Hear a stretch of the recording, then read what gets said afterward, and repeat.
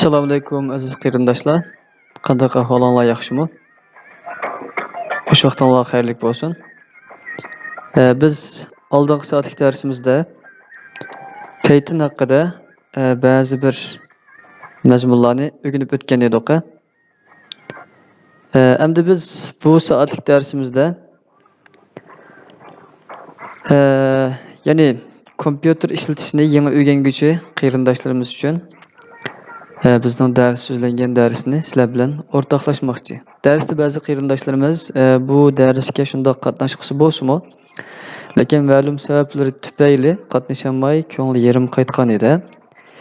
Shu qarindoshlarimizni o'ylashib va undan boshqa tor dunyosidagi boshqa kompyuter o'rganish havaskori bo'lgan do'stlarimizni o'ylashib bu videoni hozirlash bilgilerimizni başkalar bilan o'rtoqlashish qaroriga keldik. Albatta bu internetda dars o'rganmak deb o'tganimdek undaq oson bir ish emas. Zehnimiz xo'raydi.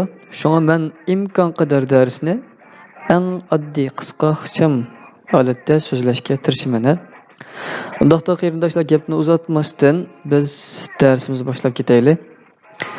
Yeni kompyuterning sol ostida bu izlash ko'zniki bor. Bu yerga notepad yoki notepad.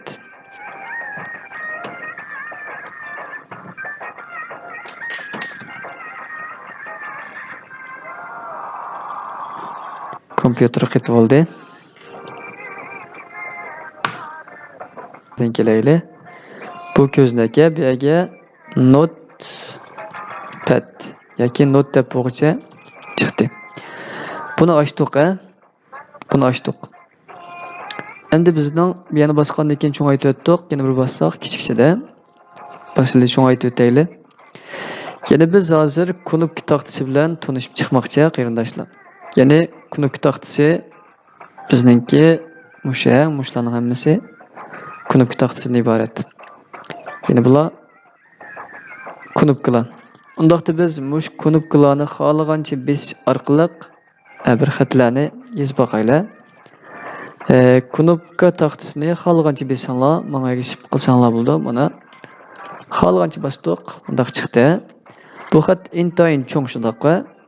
Masalan, buni kichiklatish uchun bu yana bosgandan keyin bu yana bosdik.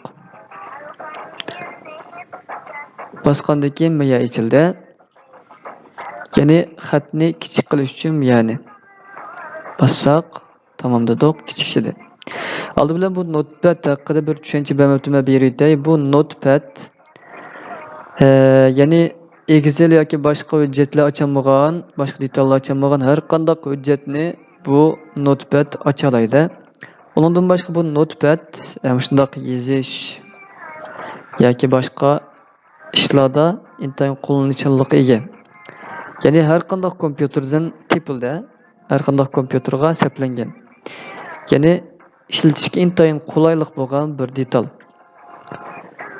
Xatimizni bosdik, mana kichik holati chiqdi. Biz buni ko'rishimiz qulaylik bo'lish uchun xat shaklini sal cho'ngaytib o'taylik. Masalan, meni bossak xatlar shakli o'zgardi. Bu yerga qarasanglar xatlarning shakli o'zgardi. Endi buni mouse'da birdan bossaqmi bo'ldi yoki bizningki knopka taxtamizdagi mau ustiga ostiga chiqish knopkasi, 4 knopka yoki o'ngga so'lga. Bular knopka taxtamizning mau rayoniga joylashgan. Mau rayoniga.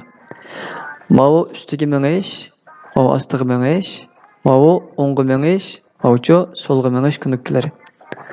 Undaqda biz mush knopkalar orqali üstüge astığa chiqib xatning shaklini tanlayli. Avval mouse'dan yana bir chekib o'tamiz. Chekib o'tgandan keyin astığa mangadigan knopka uni bosdim.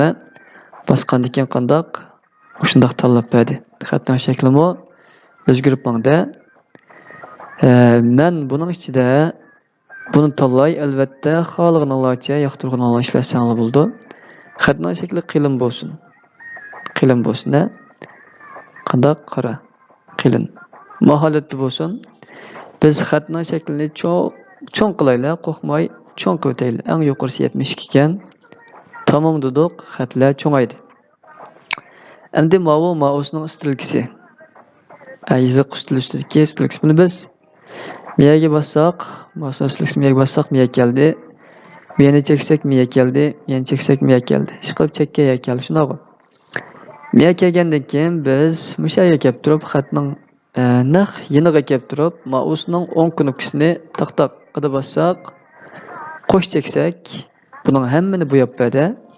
Bo'ygandan keyin biz delete, ya'ni o'chirish knopkasi.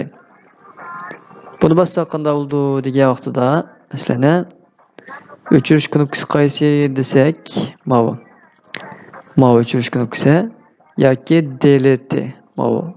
Ko'raldinglarmi? Buni sal yo'g'antayli, yo'g'antish uchun yana bosdik, bosgandan keyin yana bosdik, cho'ngaytib berdi. Endi miyaga kelib ekronni qo'shib cheksakmi uyg'onaydi ekan, undaqda delete mushi bo'ldi. Yana bir besotdiq asliga qaytdi. Shuni bosaylar, bo'ylab bo'lgandan keyin o'sha deleteni bossak, bu xatlar yo'qolib ketdi. Biz ma'lum bir mashg'ulotni xato qildik. Masalan, xatlarni yozib kelib, shunda o'chirib soldik, upload dedik, undaqda orqaga qayt. Ya'ni orqadagi boy holatga qaytmoqchi bo'lsak, Ctrl Z ni bossak qaytib keldi. Bizniki Ctrl knopkamiz, knopka taxtamizning miyariga joylashgani. Mana bu Ctrl knopkasi. Ya'ni sol eng ostidagi bujakka joylashgan. Buning bilan Z knopka. Ya'ni avval Ctrl ni bosamiz, ondan Z knopkani bosamiz. Bir barmoqimizda Ctrl, ikkinchi barmoqimizda Z. Yoki barmoqimiz yetishsa, ikkini bir qo'limizdan barmoqlab bossak bo'ldi albatta. Undaqda biz buni bosaylik. Xato ketganga qaytib kelamdi. Ctrl ni bosdim, Z ni bosdim. Qanday qaytib keldi. Shundaqa. Biz buni yuvatib turaylik hozircha. Yuvatgandan keyin qarindoshlar biz Urumchi degan xatni yozib qo'yaylik. Masalan, Urumchi deyish uchun biz qaysi knopkalarni bosish kerak degan vaqtida U knopkasi, R knopkasi, U, M, Ç, I. Bularni bosish kerak. Shundaqqa. Bularni deb yurishim hojasizdi. Shundaqmi dedim. Tunji boshlagandan keyin undaqda biz U, R, U, M ne bo'lib qoldi? Deleteni bosdik. Yuda M, Ç, I. Urumchi dedik. Qandaq buning hammasi kichik harflik, ya'ni kichik harf bilan boshlangan Urumchi degan xat bo'ldi. Endi biz enterni bosib olsak, ostiga tushdi. Yana bossaqchi ostiga tushdi. Deleteni bossaq, orqaga qaytdi. Yoki Ctrl Z ni bossaqchi orqa qadamga mangda. Biz delete bosdik. Mayala keldi. Enterni bosdik, ostiga tushdi. Enter knopkasi qaysi degan vaqtida buni balkim bilasizlar, shundaqmi? Ko'z tutay, enter knopkasi miyada. Ba'zi kompyuterda shundoq stilka holati chiqadi, ba'zida enter deb yozig'liq holatda chiqadi. Masalan, enter deganimiz shu bo'ldi.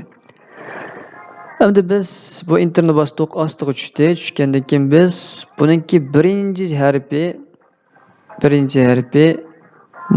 U harfini cho'ng qilib qo'yaylik. U harfini cho'ng qilish uchun yana bir enter tushirib pastga bu kengroq tursin. Biz shift knopkasini bosib turib U harfini bosamiz. Shiftni bosib turib U harfini.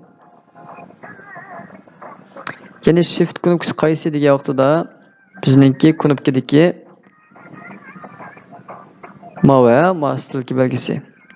O'ng tarafdan birisi